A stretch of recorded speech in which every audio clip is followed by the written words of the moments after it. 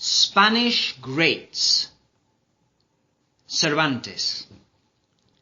Miguel de Cervantes was born in Alcalá de Henares, Madrid province in 1547. The exact day of his birth isn't known, but it's possible he might have been born on the 29th of September, Saint Miguel's Day.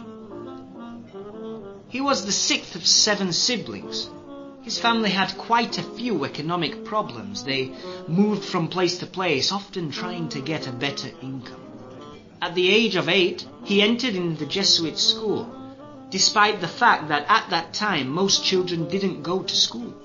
But his father wanted his children to have a proper education. Another notable point is the fact that his sisters were also able to read, which was exceedingly odd at that time. At 22, he decided to become a soldier, and consequently in 1570 he enlisted in the Navy Marines stationed in Naples. Shortly after he sailed on the Marquesa, part of the Holy League Galley fleet commanded by Philip II's illegitimate brother Don Juan of Austria. The Holy League defeated the Ottoman Empire on October the 1st at the Battle of Lepanto in the Gulf of Patras, putting a stop to further Ottoman expansion along the Mediterranean. Cervantes fought on board and got hit by 3 gunshots, 2 of them in his chest and 1 rendered his left arm useless.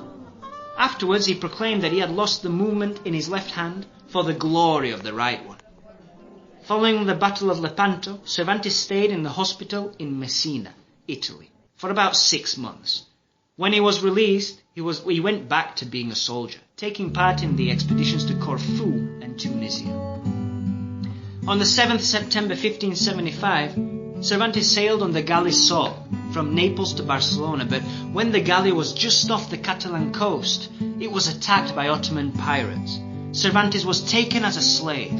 Spending 5 years in Algiers, after attempting to escape 4 times, his ransom was finally paid by a combination of his parents and the Trinitarians' company. He returned to his family in Madrid.